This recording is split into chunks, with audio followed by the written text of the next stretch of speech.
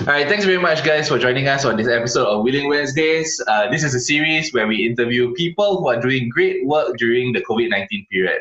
And today we have with us the amazing one half of the team from the amazing Society Staple. So I got Ryan with me here. Thank you very much for joining us today, Ryan.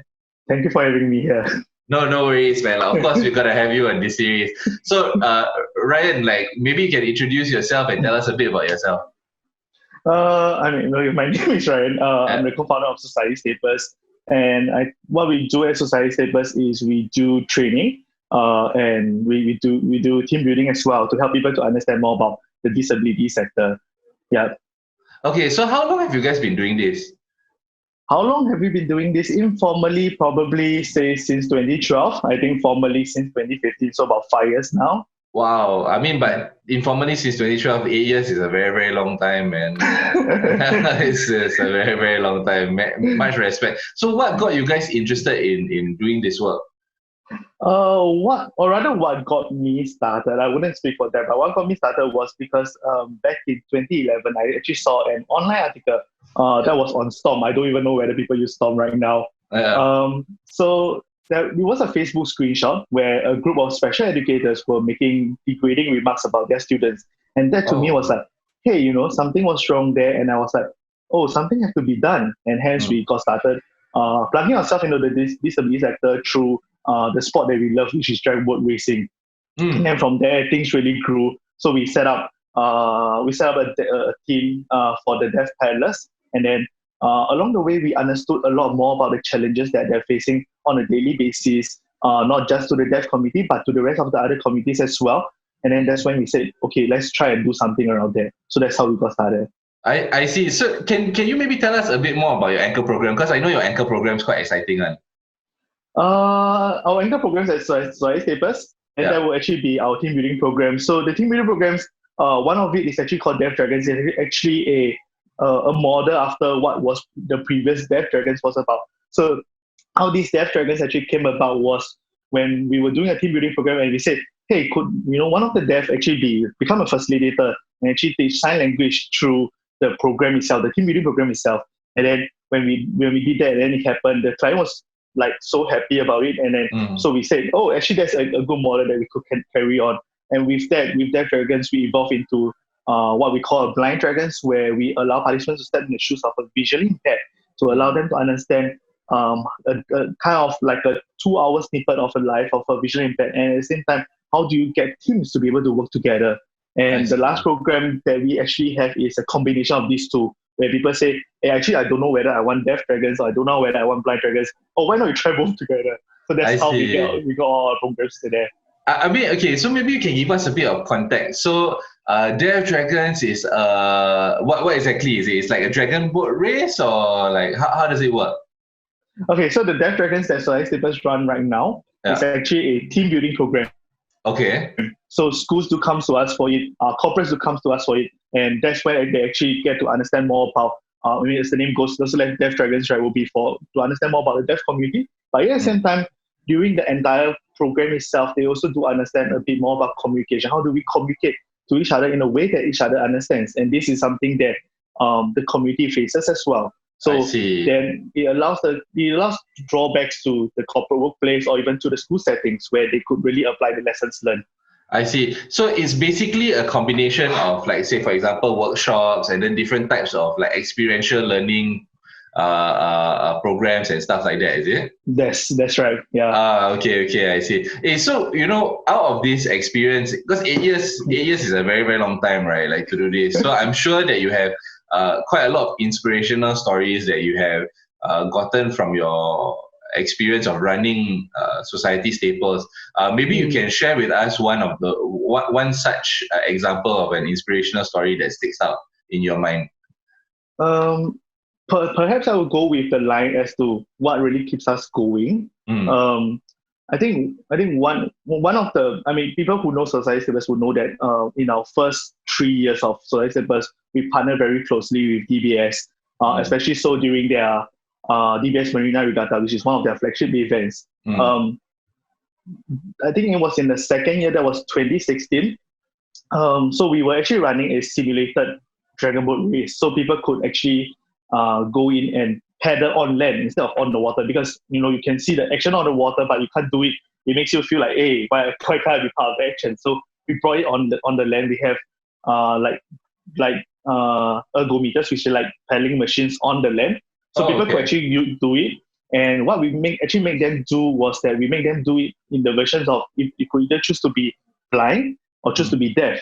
So if you are blind, you actually go through the entire scenario of doing a warm up, getting ready, hearing the commands being called, and all while being blind. And if you are deaf, then you actually go through the entire scenario while not being able to hear anything. And what was really heartwarming for us, what was really motivating for us, was at the end of the day, because we got participants to pen down what they felt through the entire experience. And one participant actually wrote down saying that, hey, this is actually one of the first time I understood what my deaf parents actually were feeling on a daily basis. That's and that to us was like, that's amazing, man. Like, you're building bridges, of understanding, essentially, and these are things that is a priceless, what I would say is a priceless experience, Wow, that's powerful, man. On that note of building bridges, right? Like, so in the past couple of years that you guys have been doing this, right? Maybe you can talk to us a bit about how you guys go about creating these programs together with your partners and stuff like that. Is it a process where you have a set type of program that you've already pre-created, or is in partnership, in collaboration with some of the organizations and associations as well? We haven't really collaborated much with other organizations or other associations. I mean, there are certain partnerships that we created. I think I would draw back to one of the recent ones that we did last year, that was together with NYC. So that's where we did this trail where we call Hidden People, Hidden Spaces. That was a trail. We were toying with the modality of a trail because that was something that we wanted to launch as a new service. So Hidden People, Hidden Spaces actually brings people into hidden areas in Singapore where we show them who the hidden people are. And that actually brings a contrast to, if a person has actually been living in the area for, let's say, the whole of his life or her life, do they even know what is around them? Or do they even know, like, who are the people living in the spaces around them? And how do we then have interactions with them? So that was one of the trails that we did. The ones that we did were, we wanted to expand on that, but the ones that we did actually brought people into the disability homes in Singapore. Yeah. So one of the moments where we had actually a participant who was actually living across the street, and he was saying that, and we were doing our interviews, and that uncle was staying there ever since the block was actually built.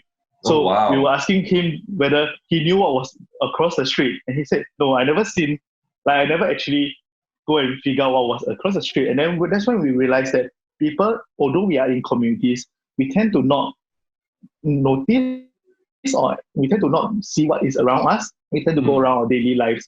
Yeah. Yeah, no, that's very, very true. Yeah, so that was where we wanted to bring people out of what they were seeing and allow them to see something new, and allow them to be plugged into the community to see how they could, build their own communities in the space that they are in. It's amazing, man. Like, I think that, it's really very, very cool what you guys are doing in terms of trying to really open up and expand the minds of others who may not see the perspective of another person that is living right across them, right? So on that note, it sounds like quite a lot of the work that you do is very physical driven, right? So it's events based, it's workshop based, it's a lot about meeting people, talking to individuals and all this kind of stuff, right? So, I mean, all of us are affected by the COVID situation, right? So I wanted to just, find out a bit about how you guys are handling it, what you guys are doing and stuff like that.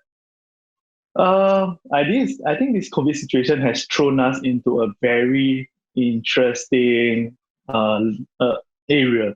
So, so I think where we are when, we started work from home, say, a couple of days just before the circuit breaker was announced. Yeah, and I think when the circuit breaker was announced, I think luckily for us, we have I wouldn't say we have spent enough time in the disability sector, but we have definitely spent a certain amount of time in the disability sector, and that has allowed us to try and understand what would definitely come out, or what are the issues that would definitely pop up in the disability sector itself. And that was where we went. So we definitely we went to the ground. We talked to people that we knew, and we said, and we also confirmed with them what we think will come out. And they said, yes, these are the things that will definitely come out, and these are the issues that I think some of the parents are already worried about. And then, so what we did next was that we put out a Facebook post. We put the other co-founder Deborah on a Facebook Live to talk about what are the issues that we wanted to address. And then, wow, the response was overwhelming. That was awesome. when we were really surprised. So what we did over the next 4 days was to build a platform, a very bare platform at that point of time, to try and serve the needs of different, or rather, serve the needs of the disability community in the ways that we knew that they needed help. What's the name of the platform? It's called SS with You. Okay. Yeah, so it's kind of like Solid Stables with You, but we shortened the SS with You. We wanted people to know that at this point at this circuit breaker period, we are there with them. Yeah, so there are things that we put in place where there's this thing called Fun at Home, where they have activities that they could do. So we brought together different partners on board, and we got them to do online content, so that PWDs or even their caregivers could do it. So there's things like yoga, there's things like drawing. We're trying to get people who are fitness related to come in to do something as well. Yeah. So those are things that we do. We also know that home-based learning is an issue. So that's where we compiled a list of people who could provide home-based support. So like volunteers or even paid services who could provide home-based learning support. Yeah. And of course, we knew that people with special needs, or rather families with special needs kids, right, will have issues trying to go to the supermarket. Especially right now, the supermarket will have very long queues because of whatever that is happening.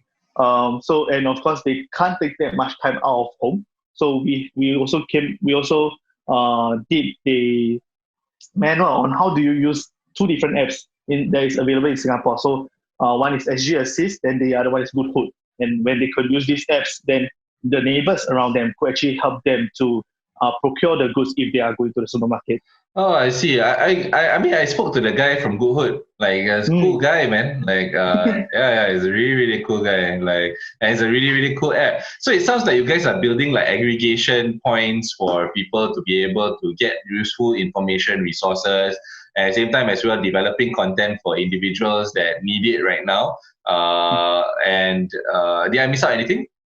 No, that you totally knew you're on the head. I mean, it's amazing, man. Like I imagine that must be quite a fair bit of work. So how big is your team right now? When we were building this, we were very lucky. So we had a total of like 3 interns, 1 part-time, Deborah and myself. Yeah. But what we did was that when we opened the co-op, a lot of volunteers came. So there was this point where I think there were too many volunteers that we couldn't handle. But it was really because of all these people that we managed to got all this done together. Dude, like I this whole period, I mean, COVID is a bad situation, regardless like of whatever it is. But like this whole situation has definitely brought about the kampong spirit in Singapore. I feel a lot of people like willing to put in like many different hands to help different types of situations, right? Like, so can you maybe like tell us a bit about like your volunteering needs? Do you have any volunteering needs right now, or are you guys like still full?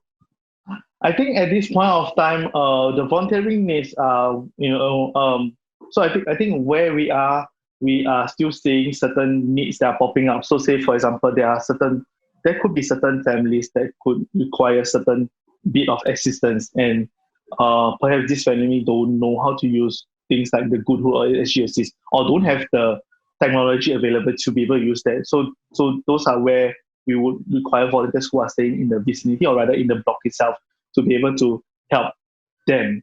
I understand. Yeah, so I understand that you guys are also part of the Blockwatch SG movement thing, right?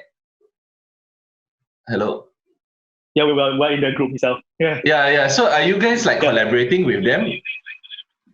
I think what Deborah did is that there are certain times when certain news arises, so then she'll post in the group itself, so to let the group know what are these needs, and then how can this group of people, how can whoever the volunteers are in this group be able to support them.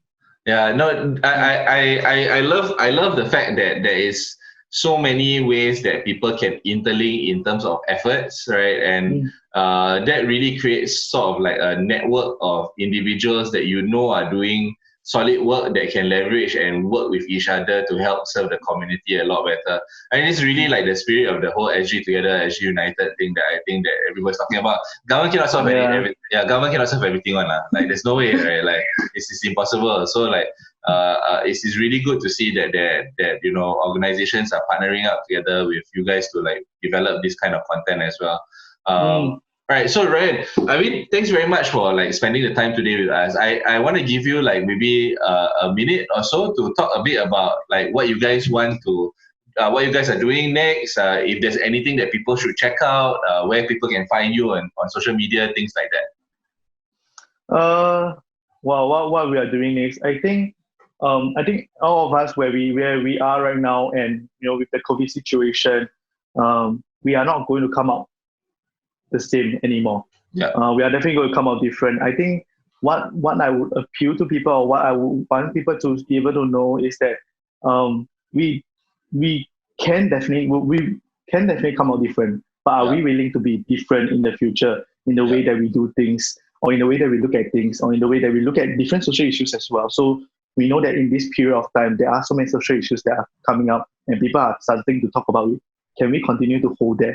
And where we are as society staples, I think where we wanted to explore is we wanted to move from disability to opening up to a wide range of other social issues, and to be able to allow people to understand them better. So this is where people could look out for when the whole situation dies over. They can follow us on our Facebook. That's where we are active, or on Instagram. So both are society staples. And when all these things are launched, we definitely do a blast out, and we love for people to join them as well. So to help to unpack and discover all these social issues together with us. That'd be amazing, man. Like, so I just want to quickly ask you about your content as well. So is there like specific times that people should look out for your content? I understand that you guys do staples, right? There's a content. Oh no, that's not by us. Oh, that's not by you guys, is it? That's not by us. Yeah, but that's by another friend of mine. Oh, okay. Oh, wow. I got confused there because I thought that it was by you guys. I see. Yeah. Okay. Anyway, guys, we're going to link to the Facebook page of Society Staples in the post above. Please check them out. They do really, really amazing work. I think that they are, you know, two of the best people that I've ever had the opportunity to meet. And I'm really glad to be able to call them friends, and you know, all of us are just trying to make this little place we call home a bit of a better place, right? So thanks very much for joining us today on this episode of Willing Wednesdays. We're going to see you guys next week. Cheers.